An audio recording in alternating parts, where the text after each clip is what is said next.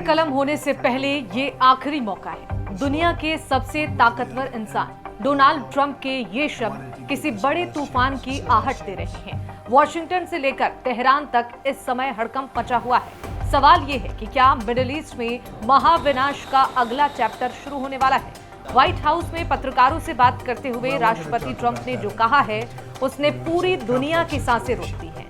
Trump का ये दावा है कि भले ही ईरान दुनिया के सामने इनकार कर रहा हो, लेकिन पर्दे के पीछे अमेरिका और ईरान के बीच बातचीत का सिलसिला जारी है। दिलचस्प बात तो ये है कि ये बातचीत अमेरिका अपनी मर्जी से नहीं बल्कि सऊदी अरब, यूएई और कतर जैसे देशों की गुहार पर कर रहा है। ट्रंप ने यह साफ कर दिया है कि ये डिप्लोमेसी का आखिरी दौर है, इसके बाद सिर्फ एक्शन होगा।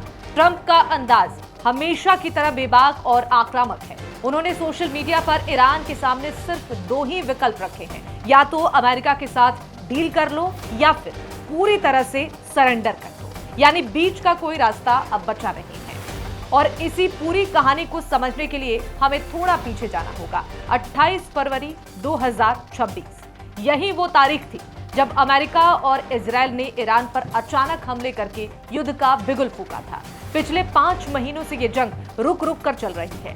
कभी कूटनीति हावी होती है तो कभी मिसाइलों का शो, लेकिन आज की हकीकत ये है कि ईरान अब भी झुकने को तैयार नहीं है।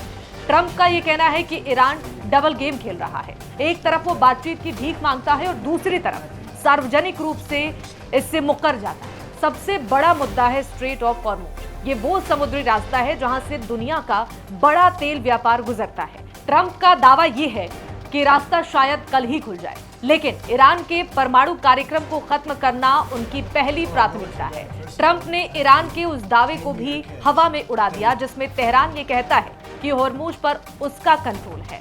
ट्रंप ने दो टूक कहा है कि वहां अमेरिकी नौसेना की स्टील की दीवार खड़ी है जिसे दुनिया नाकेबंदी कह रही है। ट्रंप उसे अमेरिका की ताकत बता रहे हैं, लेकिन क्या ईरान वाकई इतना कमजोर हो चुका है? हकीकत तो ये है कि 5 महीने की भीषण जंग और अमेरिकी पाबंदियों के बावजूद ईरान के पास अब भी खतरनाक मिसाइलें और ड्रोन मौजूद हैं। वो आज भी अमेरिकी ठिकानों को निशाना बनाने की ताकत रखता है। सबसे बड़ी चिंता की बात तो यह है कि उसका एनरिच्ड यूरेनियम अगर बातचीत नाकाम रहती है तो क्या ईरान अपने परमाणु हथियारों का इस्तेमाल करेगा? ट्रंप ने तो अपनी चाल चल दी है। उन्होंने ईरान के नेताओं को आखिरी चेतावनी दे दी है। अब फैसला तेहरान को करना है। क्या वो अपनी जिद पर अड़कर तबाही को दावत देगा या फिर ट्रंप की शर्तों पर समझौता कर अपनी सत्ता बचाएगा? दुनिया की नजरें अब तेहरान और वॉशिंगटन पर टिकी हुई है, क्योंकि अगर ये आखिरी मौका हाथ से निकल गया तो फिर सिर्फ बारूद और तबाही का रास्ता ही बचा रहेगा।